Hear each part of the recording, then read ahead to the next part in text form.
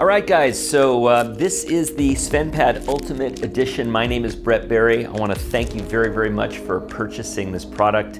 I think it really is a groundbreaking product. It's got a little bit of complexity to it, so I want to just get into it. I know some people are more auditory rather than visual.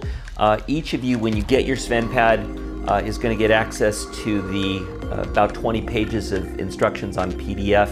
I'm going to encapsulate that right now and just explain things step by step, okay? So what you're going to get in your package is a SvenPad, but this SvenPad is different than other SvenPads that you've used in the past. It does use Svengali principle, but it's only a minor part of the effect. So this SvenPad Ultimate Edition is going to give you 3 or more possible phases, and you don't have to do all of the phases in order to make this an incredible effect. It will give you 3 different possibilities for mind reading. And so let me just grab this one that is open. As you can see, this looks like a pad that you perhaps bought at the airport kiosk or at the store. It says colors in mind, a doodle pad. The way I explain this to my spectators is this is just a doodle pad I bought at the airport.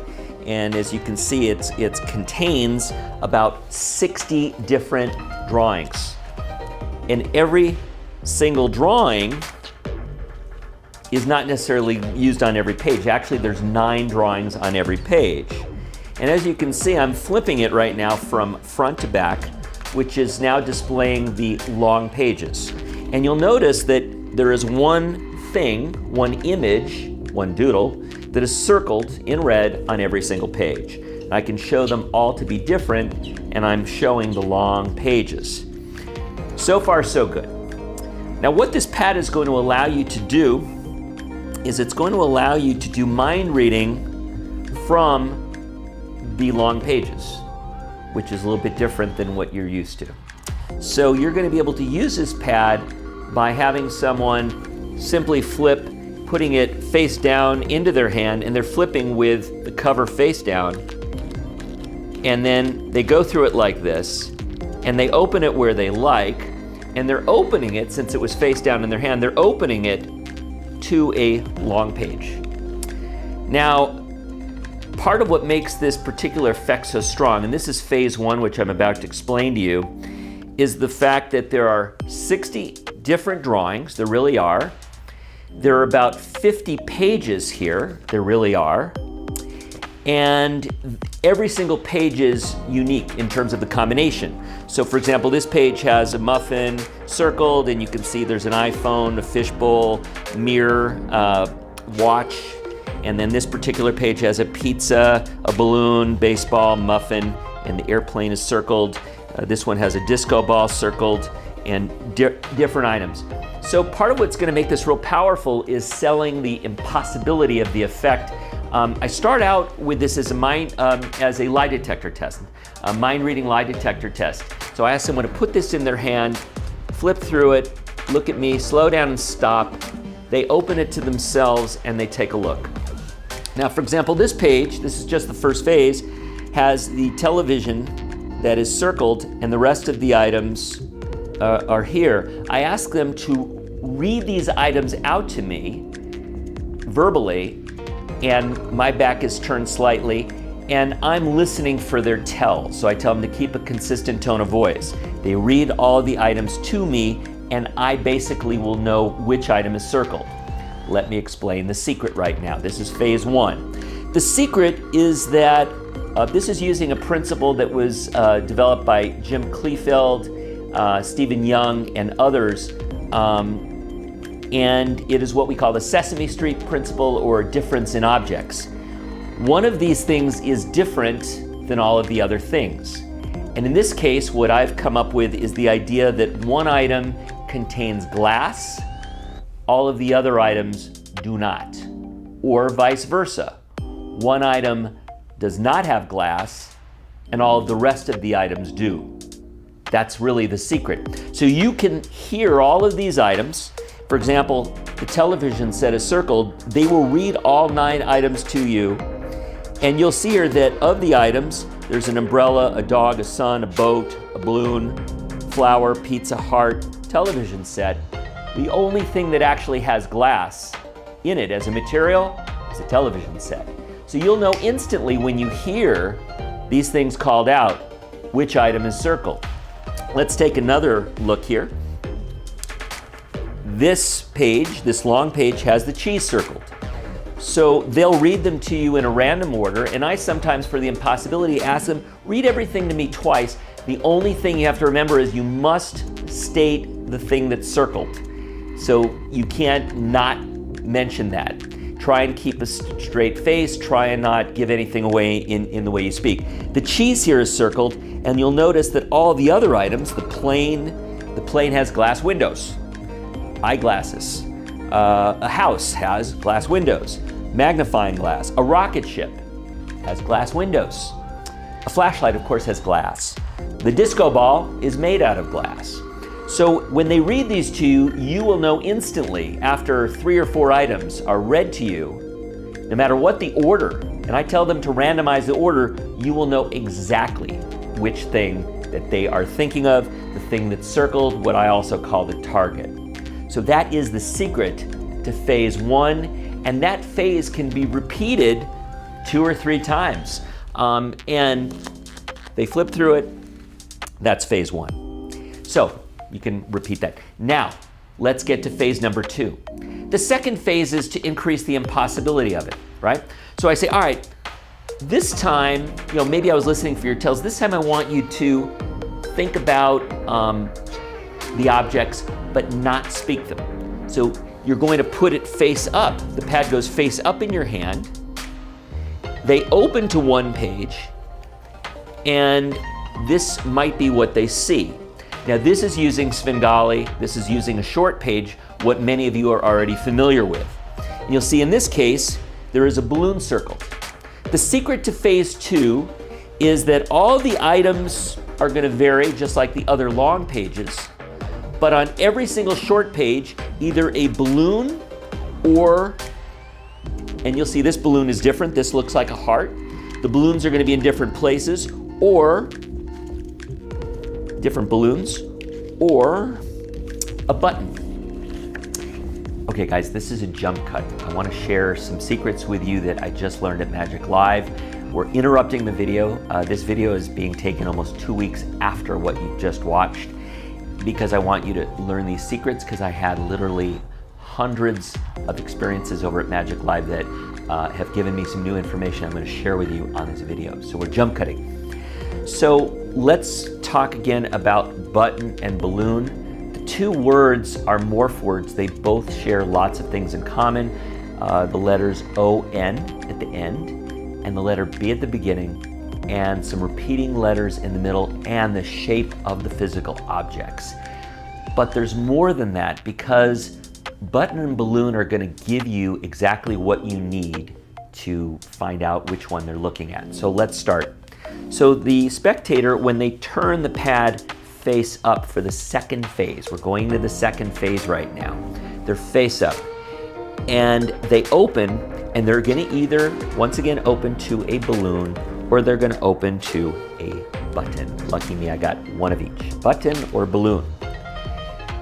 The way I do this is I have 2 people, and one of them is going to have looked at the thing that is in the bottom left corner. This is one of the area words, one of the master words, which we're going to talk about in just a moment. But let's talk about how to get the hint from button or balloon.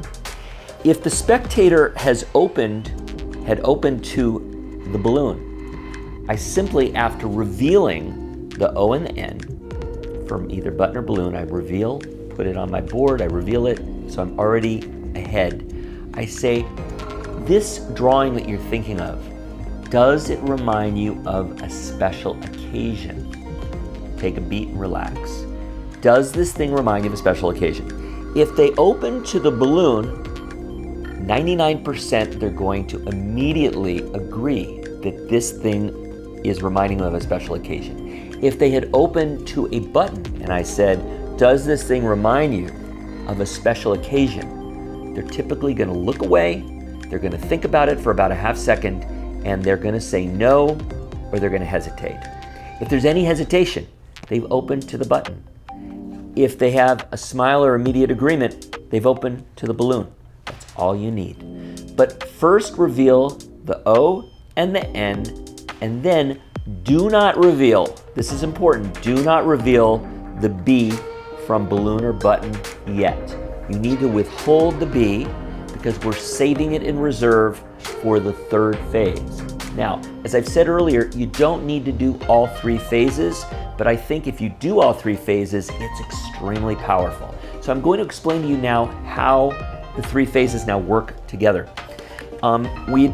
We have some items here, some drawings that are in the bottom left corner. These are the area items. There are 8 different things. Let me just grab the little card here. Whoop.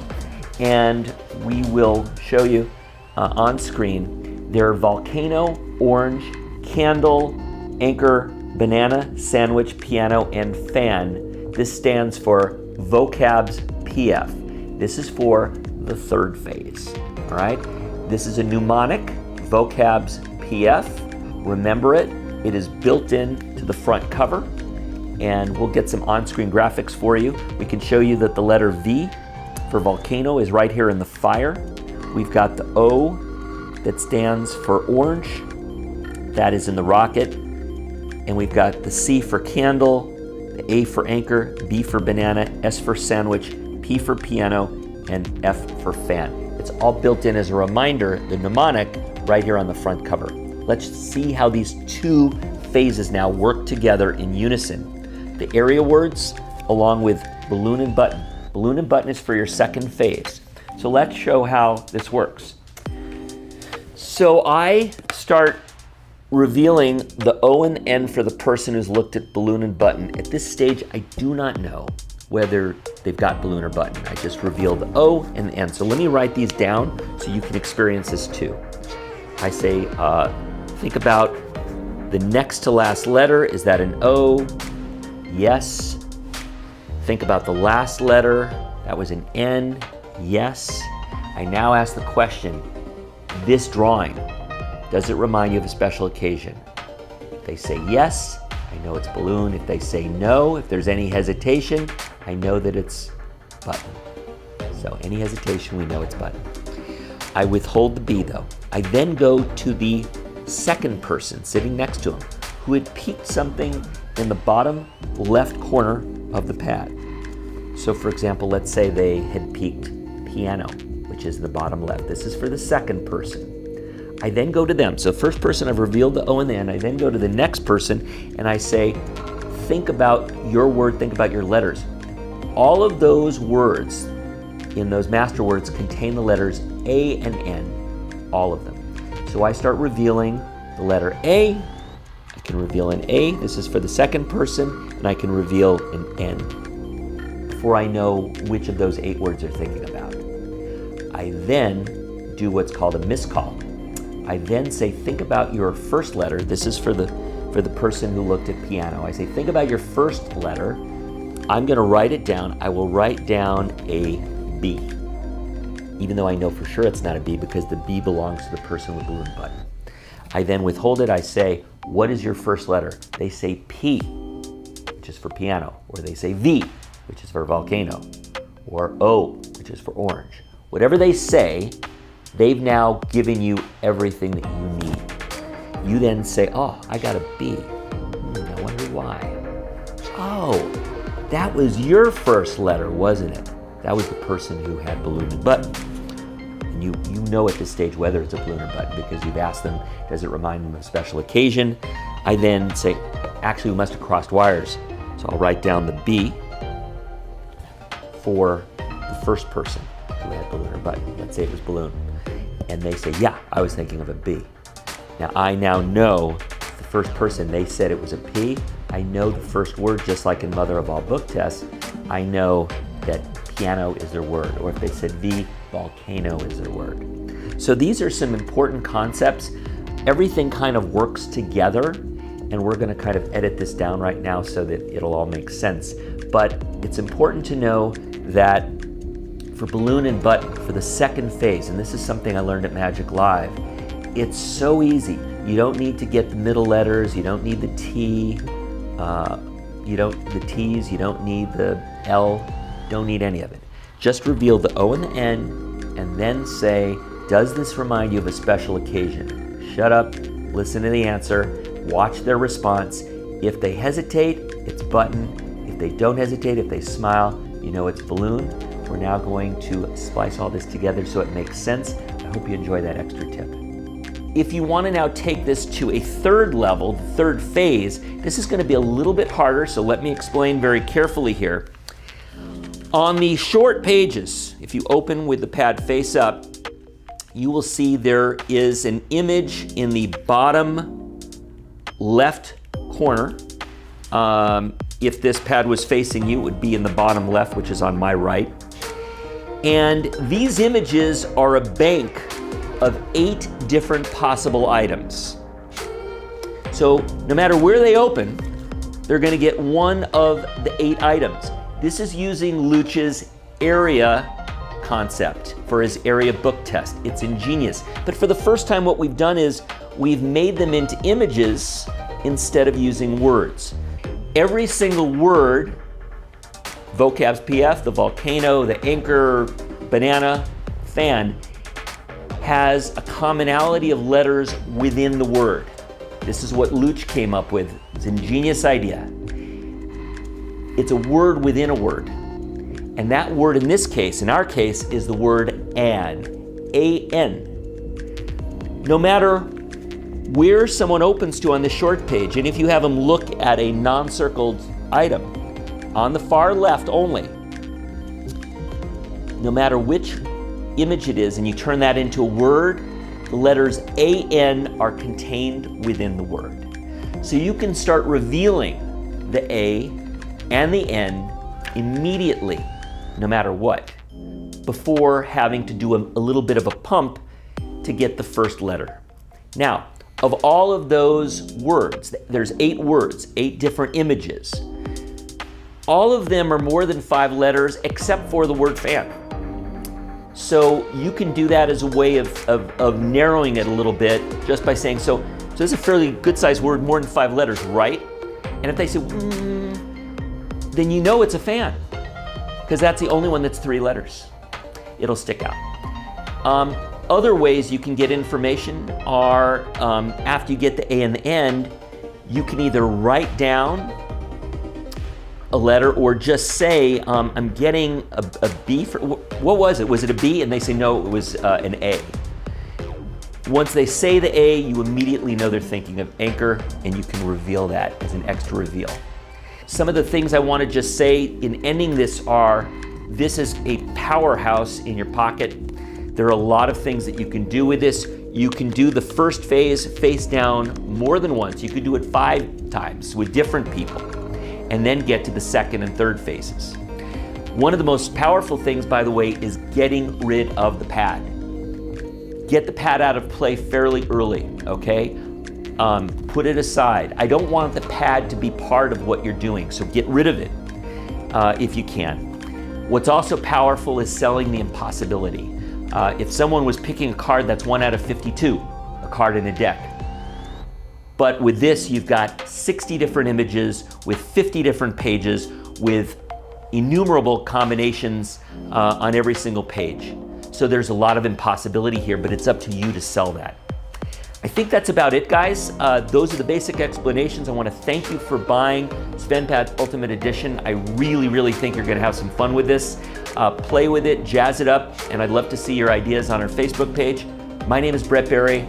Thank you and enjoy.